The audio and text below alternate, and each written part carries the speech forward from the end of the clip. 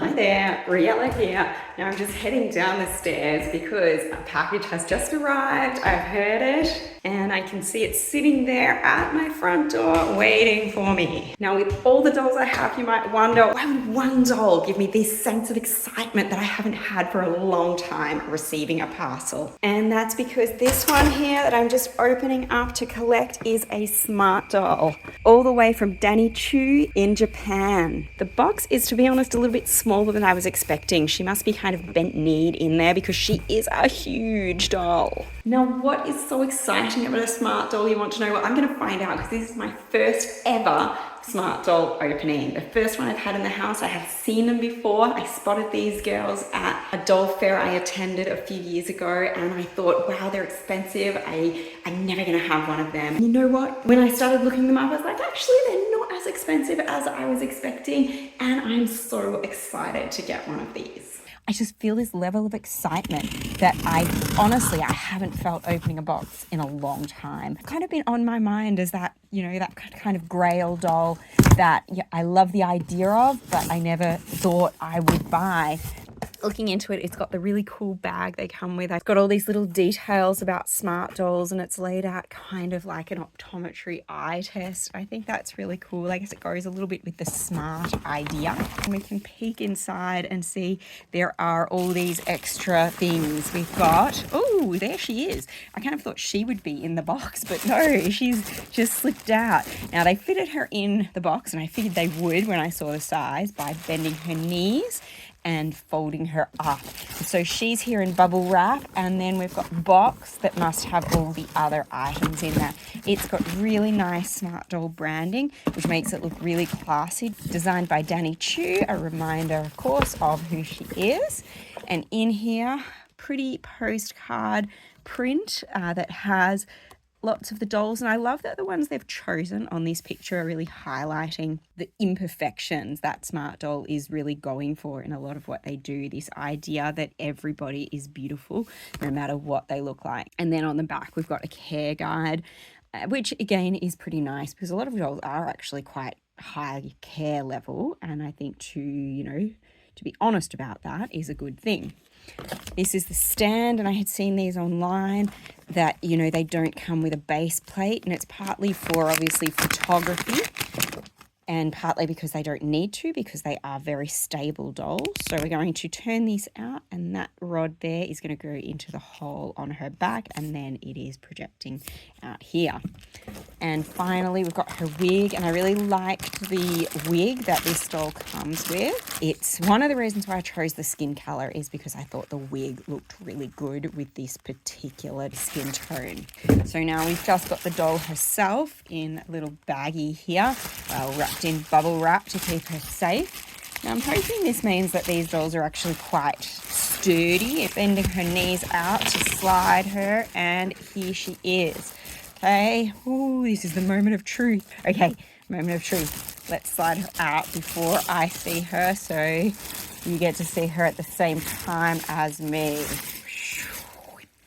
All right, there's her back, there's the hole for her stand, and there she is. First look at home of a smart doll face. Honestly, I'm pretty impressed. The whole product, super smooth, has this really lovely feel. Eyes, she looks a little bit cross-eyed. I might actually open up her head in a little while and see if I can straighten those eyes out. I chose this one because she had the fangs, and I thought it was really humorous on the site that there was this warning about how the fangs were not actually sculpted. They were just painted on, and you can go and buy from someone else if you want, which I thought was pretty cute. I actually really liked all the little cute messages from Danny on the site.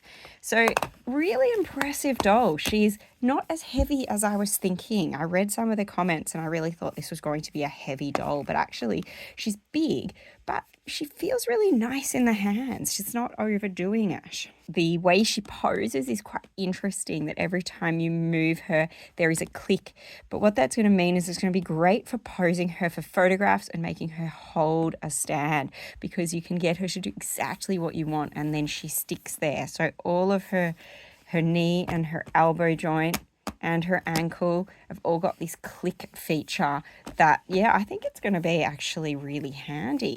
The wrist as well. Her hands are a more rubbery feel. Her legs and her torso are quite hard, whereas her bust, her hands are a more soft, rubbery feel. That's going to hopefully protect her from breakage as well. Honestly, perhaps the thing that surprises me most about this doll is that, reading up about her and all the warnings from Danny Choo on the website really led me to believe that I would see flaws on this doll, that, there would be little imperfections. And yet, in fact, she's one of the most perfect dolls I've ever looked at. Like, the smoothness of the skin is really remarkable. And, everything is beautiful and even. Looking at her face up, because again, this is one of the, I guess not a warning exactly, but one of the comments on everywhere is the purposeful asymmetry of these dolls, so that things should look different. And I think maybe I can detect a little bit of asymmetry to the eyebrows, slightly different distance between the eye and maybe how they're painted. I definitely would never think it bothered me. I'm totally happy. I mean, people hand paint these things. They're not going to be perfect. And, as Danny Choo is always highlighting, and, one of the things I really loved about the whole philosophy of Smart Doll is the idea that we should be celebrating imperfections rather than ignoring them. And I think that's a beautiful philosophy. It really endears me. But I also can't really see any. And, I almost want to, I'm looking for them and thinking, where are her imperfections? What makes her a Smart Doll? But I think she's gorgeous. I love her as she is, but I would also love her if there were some imperfections. Now, I want to see if I can straighten up her eyes. I'm not really confident with this because I haven't seen these dolls before, but hopefully one reason you're watching my video is because you're interested in, someone's first experience with a Smart Doll. Now, the eye cradle inside her head is kind of complicated. I have seen on the videos people pulling off the doll's heads, so I'm going to have a go with that. So I've seen Danny saying you hold down the shoulders and wiggle and pull. Whoa, pulled off pretty hard, but yeah, that was pretty straightforward. Everything I think is safe. And so I've got her head off, and now I'm going to see if this cradle comes out to move her eyes. You can see that it's sort of held in by a kind of, feels almost like blue tack. It's really jammed in there, so the only thing I can imagine for getting it out is to use some pliers and just give it some force. So, there we go. All right, it was not too hard, but I did have to put quite a lot of force on that. I'm hoping, there's a little few marks on the cradle from the pliers, but honestly, not too bad. Now, there's a lot of gunk in here that I'm going to have to sort of move, because if she goes back in like that, well, you'll be able to see all this tack on her eyes. But what I want to do is just adjust them so that she is facing like more forward. Then I feel like her eyeballs are just sort of looking both towards the middle, almost a little bit cross-eyed. So I'm going to see if I can adjust them without messing her up. So that's how she is now. I'm going to turn them just slightly outwards. That did take quite a lot of adjusting. I've done eye insetting with BJDs before, the ones that don't have an eye cradle and you just use putty for it. And to be honest, it was a lot easier. Obviously, the advantage of this is that they will be very stable in there. They're not going to fall out no matter what happens with the putty.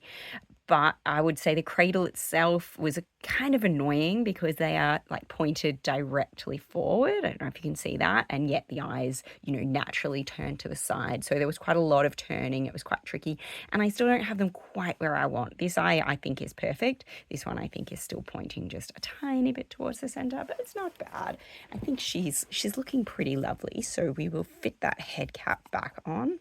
The head cap is super rubbery. It does take, a little bit of jiggling to get it in or out, but I should get there. There we go. I kind of like it. So, she's got this mecha, almost like a brain head cap. It's quite fun. So next thing is the wig. Let's go. Now, it is gorgeous. The feeling of this is super soft and just really lovely. Now, as with everything on the Smart Doll website, it's quite funny to read. Everything is got this negative, this humorous negative view to it. There's a lot of stuff about how the wigs are very hard to get on and very annoying, but they're very stable. So I've been watching some videos about how to do it. I watched Danny's video. Let's see if it works. So what he said is that, you kind of hold the wig roughly where you want it. I think she's going to be a side part. And then, unlike with a regular BJD, you just kind of wiggle her back and then pull the back of the hair. And then once it's on, yeah, that wasn't too hard. Once it's on like that, he shows you adjusting the front to get it into the place that you want. See, is that about right? Her part line's not too high. That was actually very easy. It's quite a tight wig, so I thought it was going to be hard. Now, one of the reasons I bought this particular doll first was, wow, I love the fantasy theme of the vampire, and she's got the red eyes to go with it, but I just really liked the color of the wig with this particular skin color. I was actually going to get the darker skin color, but then when I looked and compared the pictures, I really liked how this particular skin color set off the wig. Now let's see. Whoops. He has all these warnings on his videos. Don't push the eyes. And I've just nearly pushed her eyes. Whoop. Easy on. I'm really surprised how easy the motions are. So there we go. She has her wig. I've got her eyes roughly where I want them. And I think she's looking pretty stunning. Honestly, I love the side part wig. The grey colour is just gorgeous.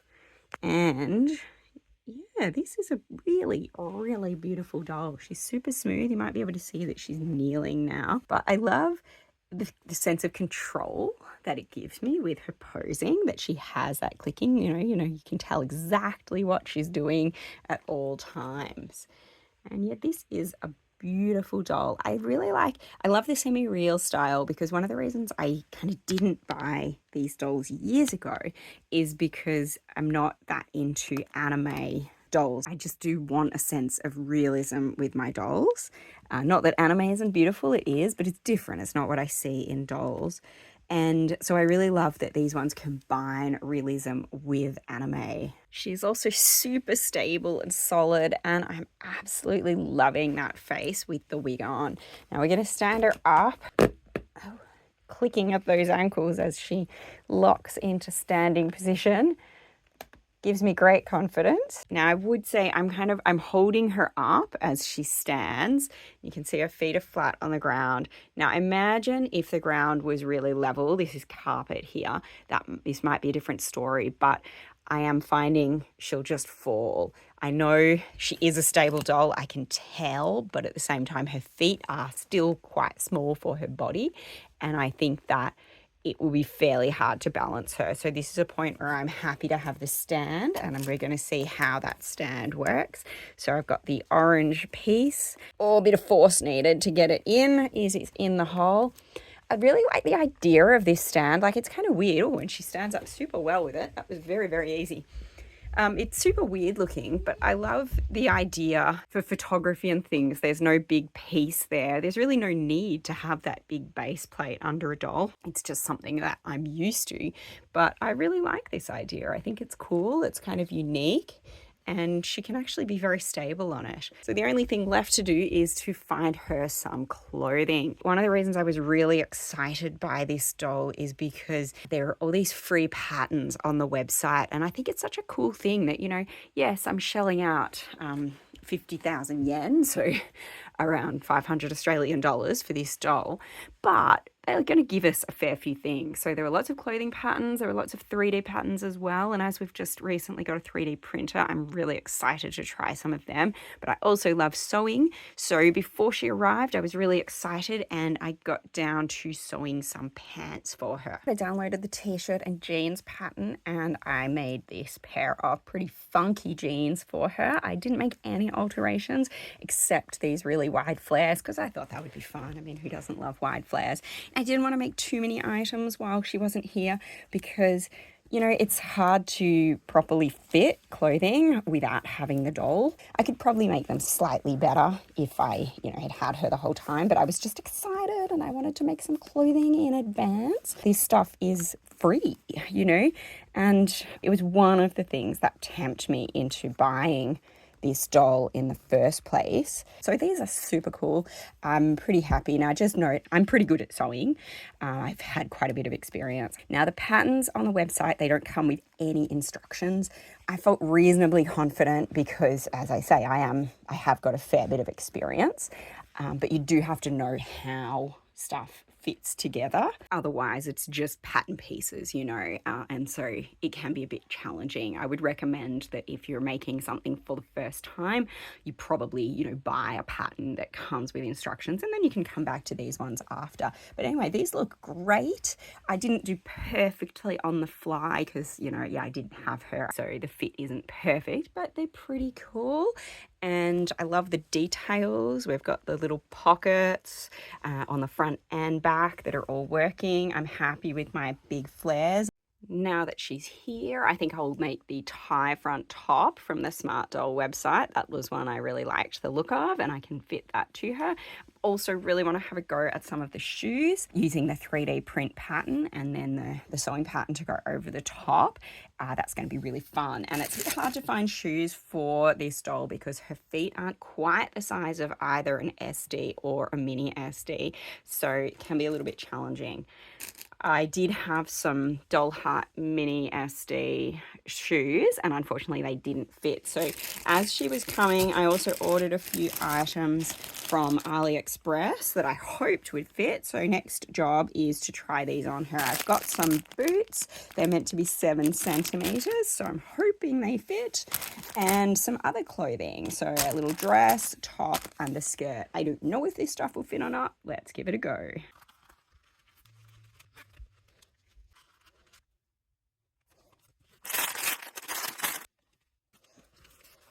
She's all naked. We can see that nice torso shape, the joint up here that gives her a lot of movement as well. Now, like with a lot of clothing that has tightish sleeves, I do find that it's a lot easier to take a doll's hands off if they come off. I did wiggle that a bit, and honestly, it was not very hard to take off. This is my first time. I'm just being gentle, but yeah, I'm finding generally things are pretty easy to manage with this doll. The body feels very robust.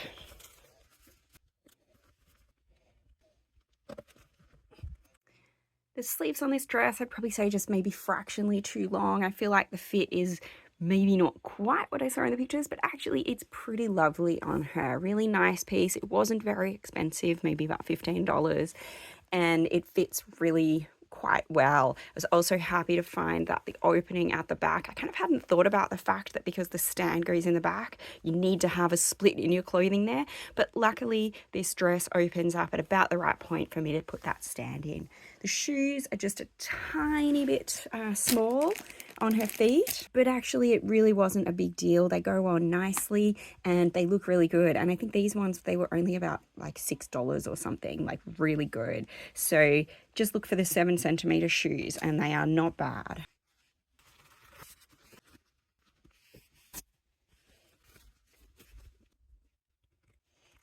I love this set. The skirt, its fit is just perfect on her. Only problem is it did make getting her stand rod in just a little bit harder, but not impossible. It's in.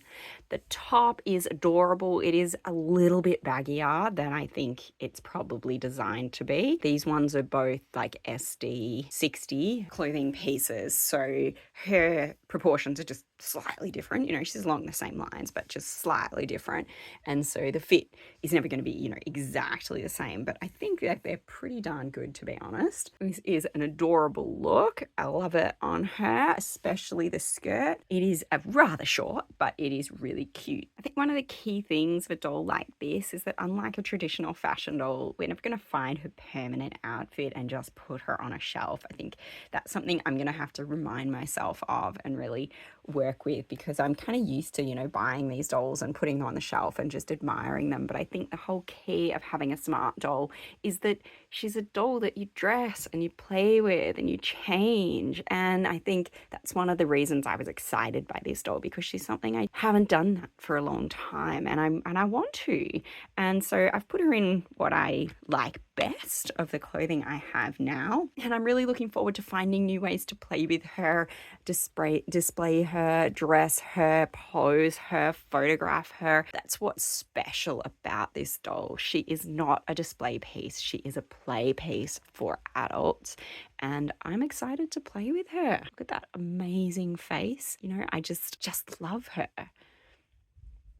So Transcendence is officially my first smart doll, and I absolutely love her. And she's huge, but without being heavy.